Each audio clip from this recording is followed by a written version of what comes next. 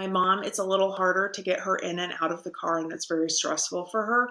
So the other day, she wasn't feeling well, and so I took her in the car to run errands. It worked out great. She said she had a really great time. We stopped and I went through the drive-through. She got a root beer because she's been asking for a root beer lately instead of a latte, which is fine. She doesn't drink all of it, so really half a soda is not going to hurt her. And she really likes it and says it's delicious, and it makes her happy. So I was able to take her for errands, and she felt good. And I think it's just what she needed to get out of her facility and to go do something when she was a little stressed out and a little uneasy. Hi everyone, I'm Lexie Callies. Do you feel the squeeze of caring for an elderly loved one and school-aged children? Then welcome to the Sandwich Stories. Let's dig in. Hiya! Hi everybody, it's Lexie Callies with Sandwich Stories. I hope you're having a really great week. And today I wanted to talk to you about what to do when your loved one is either living at your home, visiting someplace, or living in a facility, so they're not in their normal location, and they constantly say, I want to go home. And I bring this up because I experienced this with my mother, and some of the ladies sometimes say it where she lives now. And it's tough because in your mind that they're where they're supposed to be, right? Especially if they're living with you or they're living in a facility. These are things that we hear all the time. So they are technically home, but in their mind, they're not home. This is not where they know of as home. And it might even be something as their home from a house they lived in 20, 30, 40 years ago. You don't know. I do get this sometimes from my mom. She will bring up a house that we owned literally 22 years ago, but it was the longest home besides her. No, actually, even her childhood home, because they moved when she was in high school. So the longest home she had actually ever lived in. So it was the childhood home I grew up in. We lived there for 20 years. And when she is still with it today, or in the past, she would say it was the biggest mistake to have ever sold that house. That she wished she had kept it even as a rental, and then she could have moved back into it because she really did love that home. So she'll tell me, she's like, I need to get back to that house. I need to get back to the Rivercrest house. And in the past, I would tell her, well, we've sold that house. And sometimes she was like, oh, yes, you're right. We did sell that house. And other times I think she's disappointed or confused as to why I'm saying that we've sold that house. And now I've learned over time that's not the answer. So when your loved one is asking to go home, they want to go home, they need to get home, when are we leaving to go home? All of these questions that come up, a lot of the times it's because they're looking for security. They're looking for safety, they're looking for familiarity, they're looking for security. And so how do we deal with this? They're safe, they're home, they're safe, there's nothing wrong, but in their mind, there's something off. Now, what could it be? Are they hungry? Do they have to use the restroom? Are they not feeling well? There's so many things that could be happening, and they're expressing it in a way of, I want to go home. So maybe try offering a snack. Maybe asking them, do you have to use the restroom? Maybe take their temperature. Maybe they aren't feeling well. Maybe you've noticed something off and now it's coming out as in, I want to go home. And if those aren't the reasons, then we need to sometimes resort to what is called therapeutic fibbing, or some people call it therapeutic lying. And it's a way of redirection, and it's a way of saying, okay, well, I just put on some soup on the stove. We can't go yet. We will go, but we cannot go yet. And they'll say, but I want to go home. I was like, yeah, I know you want to go home. We're going to go home. But I just put the soup on the stove and it's just now heating up and this is my lunch. And maybe if you're hungry, you can have some lunch too. Maybe you could have some soup with me. So why don't we go to the kitchen and we'll go in there and have some lunch. Now, you might be able to do two things. One, they're hungry. And maybe this is why they're asking to go home. So warm, comforting soup is a good option. Also, it's a way of redirection. We've talked about it before. We talked about it a couple episodes back, saying not asking yes, no. It's we're doing this, then that.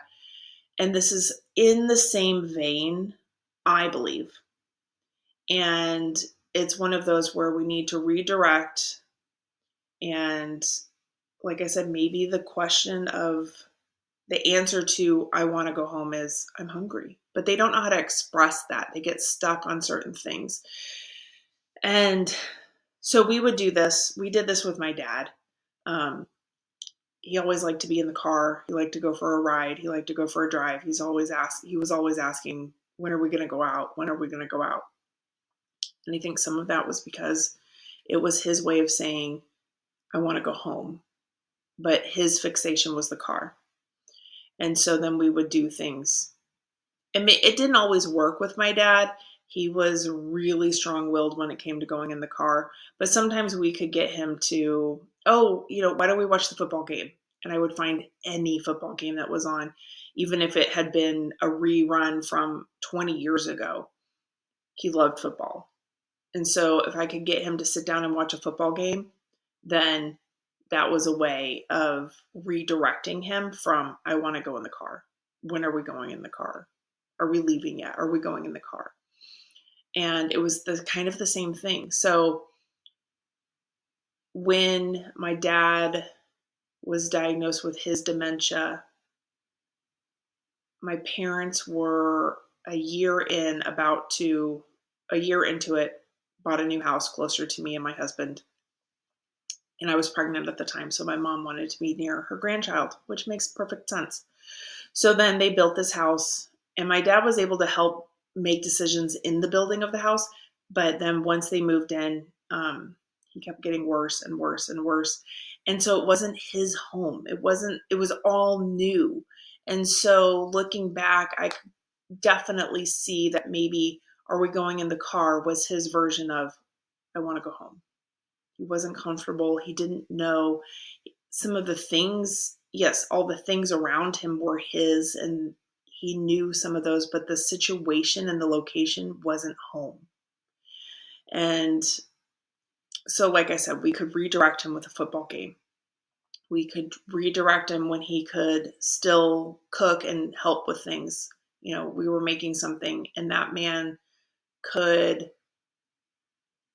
When you watch those cooking shows and you see them doing competition of what they call mise en place, which is prep for cooking, so it's dicing, chopping, those kinds of things, getting ready for whatever you need to cook. My dad could do that, and it was beautiful. He could have competed with any world-renowned chef. He was really good at it. Everything was the same size. Everything was perfect. And so if we were cooking, then I could get him to do those kinds of things. And it was a way for him to focus and to do something that was almost muscle memory. And it was a good distraction. So yeah, I think